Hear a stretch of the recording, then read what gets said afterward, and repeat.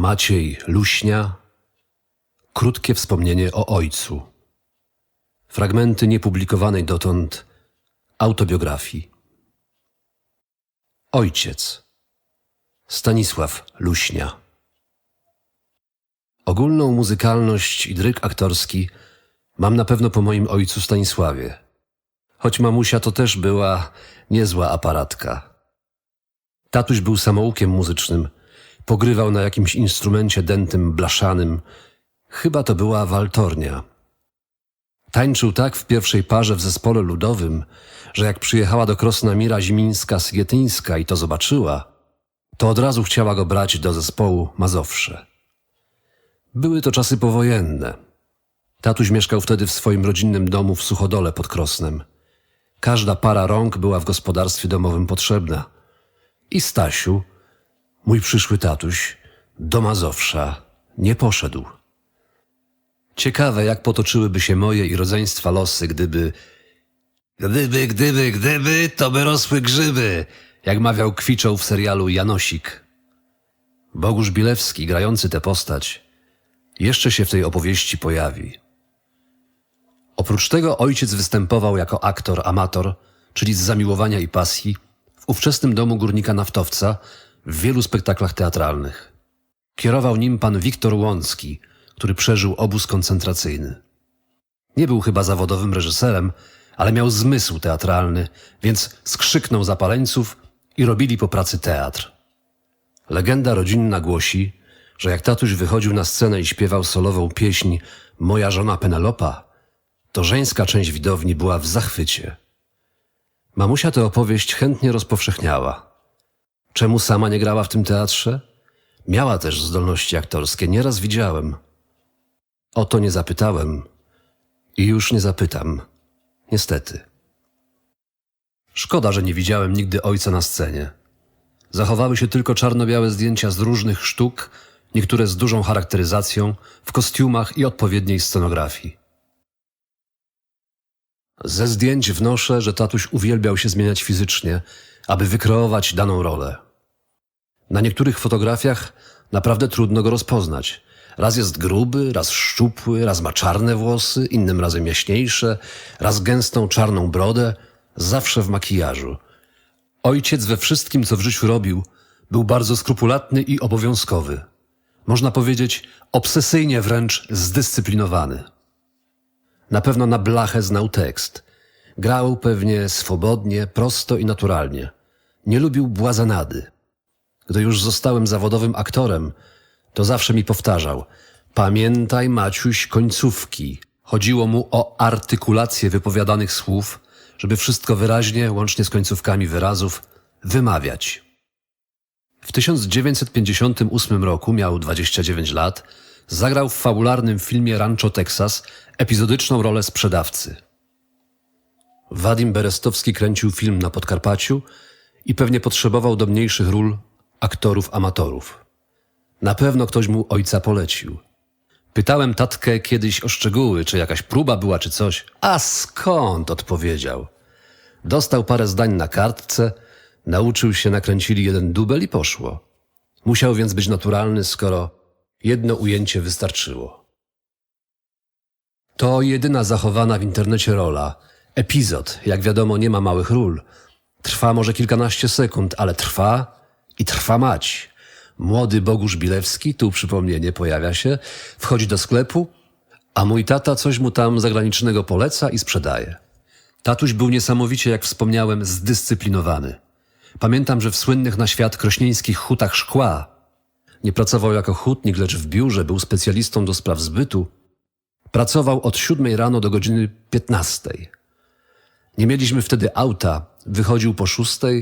Droga do pracy zajmowała mu maksymalnie 20 minut, więc najpóźniej za 15:07 był w robocie. Zawsze przed czasem, nigdy z tego co wiem się nie spóźnił. Miał obsesję punktualności i porządnej pracy. Zawsze nas poganiał przed czasem, aby się zmobilizować do wyjścia, więc nie dziwota, że wszystko, czego się tknął, graniczyło z perfekcją. Nie koloryzuję po latach. Do dziś, gdy się gdzieś spóźniam, widzę karcącego mnie wzrokiem ojca. Tylko wzrokiem, bo przemocy u nas w domu nie było. Chociaż dostałem od ojca tylko raz w życiu przez łeb. Dobijałem chyba do swojej 18. Strasznie się w kuchni wymądrzałem i pyskowałem do matki. Tatuś siedział w dużym pokoju i wszystko słyszał. Gdy wkurzony wylazłem z kuchni, nie wytrzymał. Podszedł bez słowa i zamachnął się na mnie tak, że ledwo zdążyłem się zasłonić. Padłem na podłogę. Byłem w szoku. W tym stanie wyleciałem z domu i nie wracałem przez kilka godzin. Kiedy ochłonąłem, przyszedłem spokojnie do mieszkania, zastałem zaniepokojonych rodziców i powiedziałem: miałeś rację. Przepraszam. Od matki też raz dostałem. Znów coś fikałem, że niby dorosły czy coś. Ojca nie było w domu. Tym razem ona nie wytrzymała. Wzięła drewnianą łyżkę i walnęła mnie tak, że gdybym się nie zasłonił, to nie wiem, czy by mi głowy nie rozwaliła. Na szczęście mam refleks. Zasłoniłem się łokciem, łyżka pękła. Ja byłem Ancymon, niby grzeczny i dobrze wychowany, wszystkim na klatce schodowej i na podwórku oraz w szkołach grzecznie się kłaniający, a pod spodem ziółko, umiejące bezczelnie, z uśmiechem na ustach odpyskować. Na pewno potrafię być złośliwy i nie dziwota, że nawet tak kochający mnie rodzice mogli tego nie wytrzymać. To były dwa całkowicie odosobnione takie przypadki. Ja nie oddałem. Nie przyszło mi do głowy, że mogę podnieść rękę na matkę lub ojca. Poza tym, jak mówiłem, przemocy w domu nikt nie stosował. Był czas, że ojciec obok regularnej w tygodniu pracy w hutach szkła, a potem na stanowisku kierownika Supersamu, coś w rodzaju dzisiejszych marketów, na przykład Stokrotka, miał 2 działki rolne. Jedną w ogródkach działkowych, najpierw niedaleko rzeki Lubatówka, potem trochę bliżej naszego mieszkania, drugą w Suchodole, którą to ziemię dostał w spadku. Na tej hucianej rosło wszystko, co mogło w naszych warunkach klimatycznych się rozwijać, łącznie z cukinią, która często była w domu podawana na obiad. Wszystkie możliwe owoce, od truskawek po maliny, z drzew i krzewów owocowych, od śliwek, jabłek po czarną, czerwoną porzeczkę, agrest, zielony groszek, ziemniaki, kapustę, buraki, marchewkę, ogórki, naprawdę wszystko. I ojciec to w zasadzie sam uprawiał. Czasem w wakacje mnie zabierał do pomocy, a ja niechętnie i byle jak mu pomagałem. Nie cierpiałem działki. Nie lubiłem liści z truskawek, które raniły ręce, a ja wtedy skrzypek musiałem o te ręce dbać i nie lubiłem ich sobie brudzić. Może miałem alergię na trawę, na którą, jak się okaże po latach, jestem uczulony i dlatego niezbyt dobrze tam się czułem?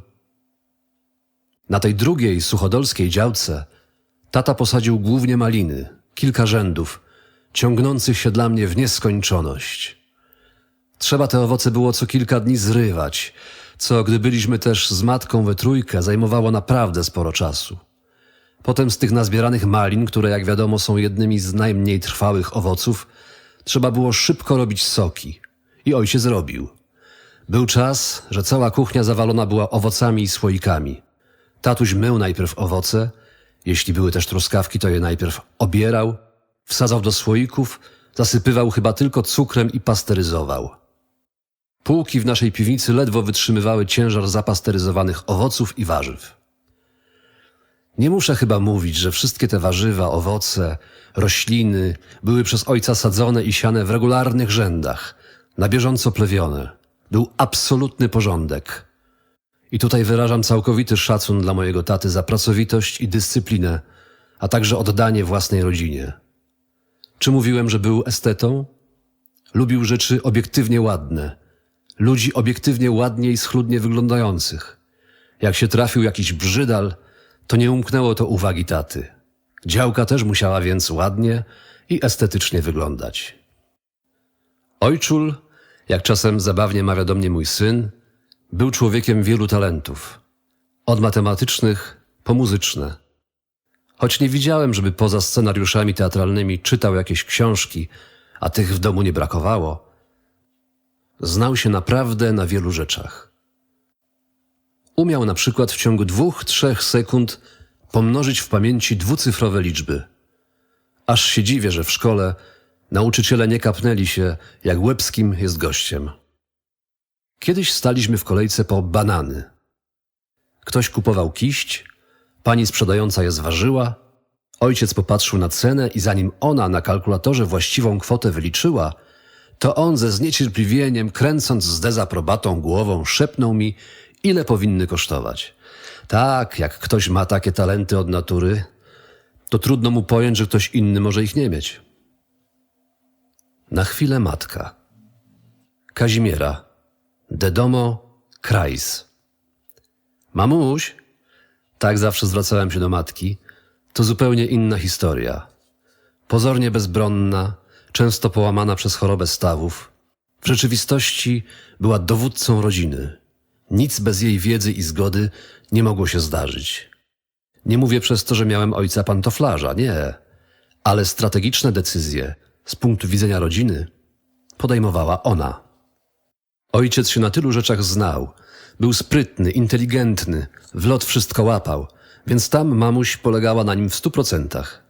Ale gdy trzeba było coś załatwić, na przykład przydział samochodu, miała drugą grupę inwalidzką ze względu na gościec przewlekły postępujący, to tak długo pisała i chodziła do urzędu, aż ten samochód nam przyznano.